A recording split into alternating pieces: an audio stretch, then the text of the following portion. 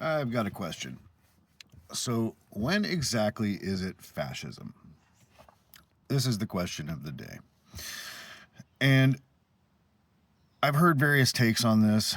I've talked to friends who we've gone around and around about the definitions and things like that, and that's fine among people who are rational.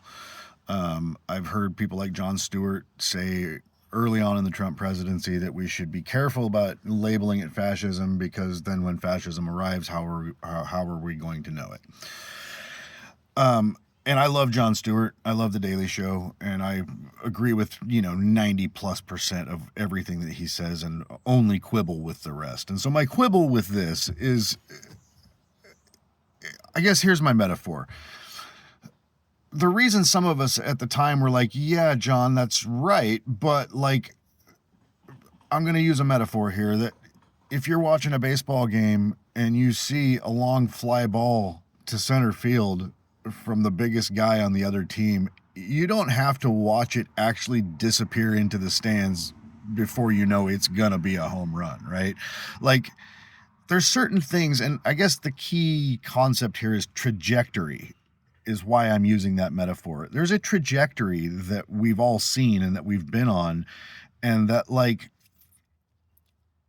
it's there's a lack of regard for the rules by the current regime that is far and away worse than anything we've ever seen in the past. All right. So they're just rewriting the rules as they go. So as we speak right now, we've got it's now by federal decree, by executive order, it's now illegal and punishable by up to a year in prison to burn the American flag. Now, I don't know about you, but I view this as a bit of a benchmark. This is the sort of thing that has been tested in the Supreme Court, uh, has been upheld as a fundamental right. And I kind of feel like, again, like it's a benchmark, because once we get to the point where that's not legal, what the fuck is going to be legal? What can I say that I'm not going to have to worry about being federally illegal?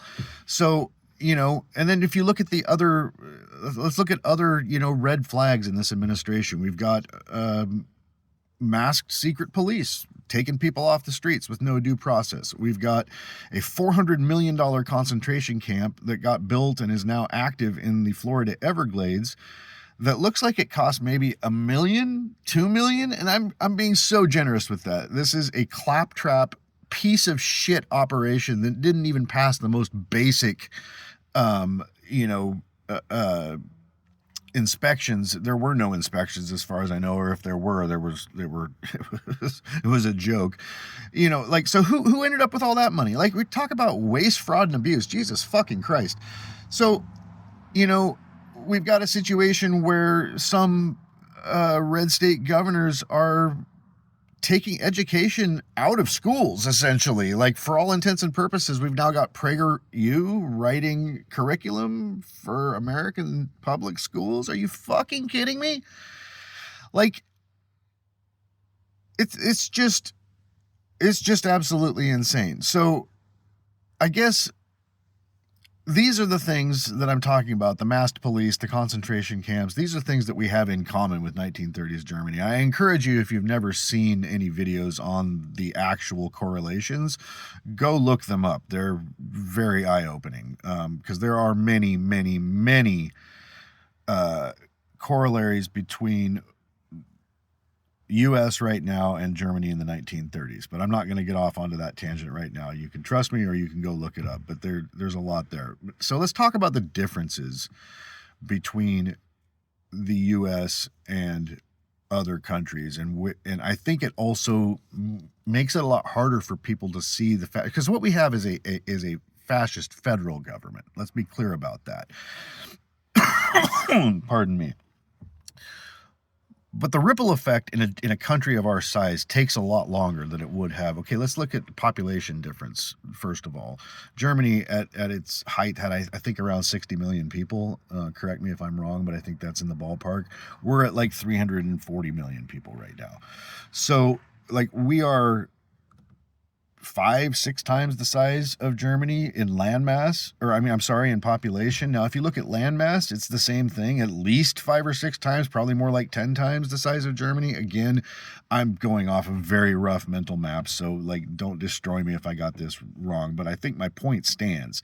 It's a lot more difficult to implement. Like, there are many population centers in the US that are under direct blue control, right? It's way harder to implement these things when you've got a Gavin Newsom or a JB Pritzker out there calling you out. Also, we're in the information age where responses are quick, and like, information is much more readily available, which causes its own problems because of how much misinformation there is. But at the same time, it does make the job of the propagandists that much harder, which is good. So these are the key differences, I think, in why fascism or tyranny or authoritarianism look different in modern day America. But like, there's also a lot of commonality between our time and pre-revolution France.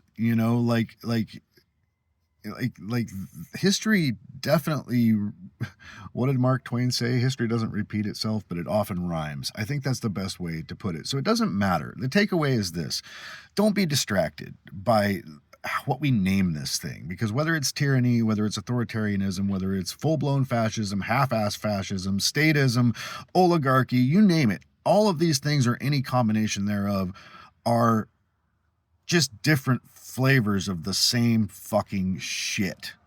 And as such, I don't care if it's nutty shit or runny shit or chocolate flavored shit. I don't want to eat a shit sandwich.